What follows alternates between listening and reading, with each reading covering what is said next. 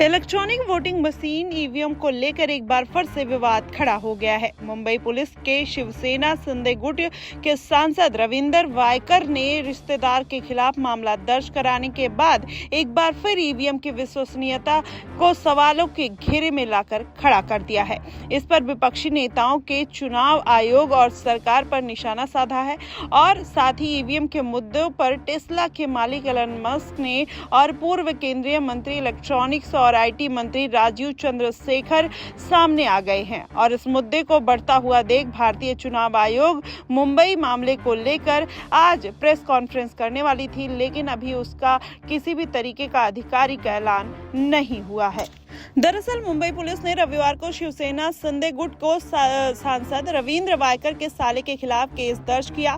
Police ने FIR Lok Sabha चुनाव की मतगणना वाले दिन गोरेगांव चुनाव सेंटर के अंदर पाबंदी होने के बावजूद मोबाइल का इस्तेमाल करने का आरोप दर्ज किया है और इसके साथ ही पुलिस ने मंगेश पांडेलकर को मोबाइल देने के आरोप में चुनाव आयोग ने एक कर्मचारी के खिलाफ भी मामला दर्ज कर लिया है। अब ये पूरा मामला क्या है वो आपको बताते हैं। सूत्रों से मिली जानकारी के मुताबिक चुनाव आयोग के अधिकारी गौरव के पास मोबाइल फोन था जो मतगणना के दौरान ओटीपी जनरेट करता है और ये फोन पांडेलकर इस्तेमाल कर रहे थे। पुलिस को शक है कि फोन का इस्तेमाल सुबह से शाम 4:30 बजे तक किया गया और इस दौरान दोनों उम्मीदवारों के बीच कांटे की टक्कर चल रही थी। तो वहीं ईसीआई के पास सभी सीसीटीवी फुटेज है जो अब मुंबई पुलिस को सौंप दिए गए हैं। अब ऐसे में ये कहीं ना कहीं मुद्दा जो है वो तूल पकड़ता हुआ नजर आ रहा है। आपको बता दें जांच के लिए 3 टीमें बनाई गई हैं जिसको लेकर अब लगातार जांच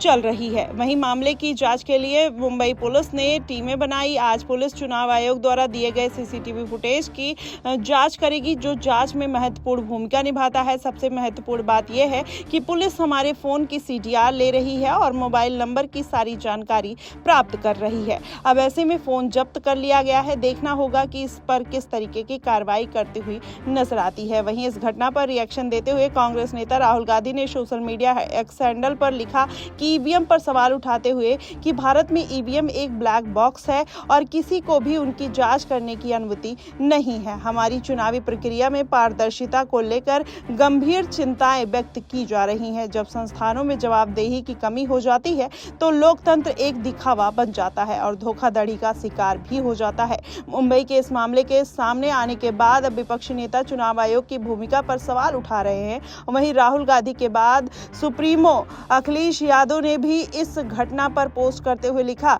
कि टेक्नोलॉजी समस्याओं को दूर करने के लिए होती है, अगर वही मुश्किलों की वजह बन जाए तो उसका इस्तेमाल बंद कर देना चाहिए।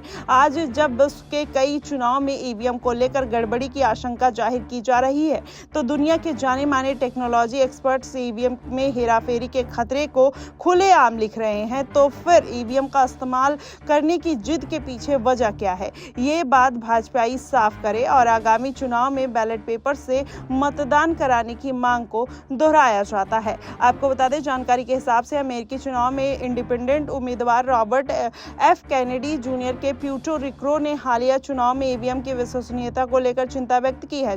वहीं प्राथमिक चुनाव में ईवीएम से जुड़ी कई अनियमितताएं पाई गई हैं। हालांकि इसमें पेपर ट्रेल में चुनाव अधिकारियों को वोटों की गिनती की पहचान करने के लिए उसे सही करने में मदद ईवीएम के वादों की वजह से इनकी सुरक्षा पर एक बार फिर से चर्चा तेज हो गई है। वहीं एलन मस्क ने भी पोस्ट कर भाजपा नेता और पूर्व केंद्रीय मंत्री राजीव चंद्रशेखर ने पलटवार किया है। उन्होंने कहा कि मस्क की माने तो कोई भी व्यक्ति एक सुरक्षित डिजिटल हार्डवेयर नहीं बना सकता है, लेकिन यह बयान गलत है। एलन मस्क की बातें अमेरिका और अन्य जगहों पर साबित हो सकती हैं, लेकिन जहां इंटरनेट की जुड़ी वोटिंग मशीन बनाने के लिए नियमित कंप्यूटर प्लेटफॉर्म का इस्तेमाल होता है, लेकिन भारतीय ईवीएम कस्टम डिजाइन, सुरक्षित और किसी भी नेटवर्क या मीडिया से अलग है।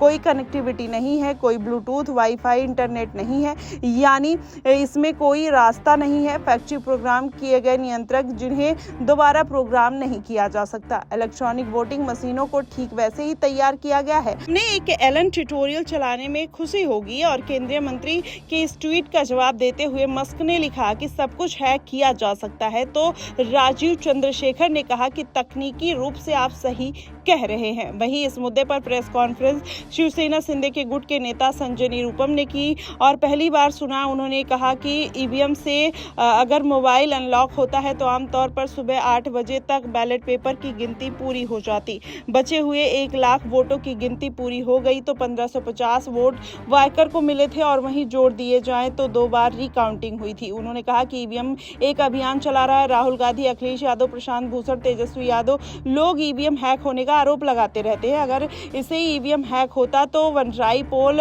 और एसटीएन में उनका उम्मीदवार नहीं जीतता। वहीं मतगणना केंद्र पर एक व्यक्ति फोन साथ ले गया हो सकता है या उसका फोन ना हो। अगर उसका फोन था तो कार्रवाई करे। सिम कार्ड फोन किसका है यह पता लगाया जाए कि फोन ओटीपी इस्तेमाल ईवीएम को अनलॉक करने के लिए किया गया था या कोई भी ईवीएम फोन से संचालित नहीं होती है। यह एक तथ्य है और तो फिर ओटीपी पर भी कोई सवाल उठता ही नहीं। अब इस तरीके से संजय निरुपम ने कई सवाल खड़े कर दिए हैं। वहीं निरुपम ने कहा है कि पार्टी इस बार कार्रवाई की दिशा में सीएम एकनाथ शिंदे और दूसरे नेताओं के साथ चर्चा में तय होगा और इस बारे में आप लोगों को मैं जल्द ही कुछ क्लियर करके बता सकता हूं।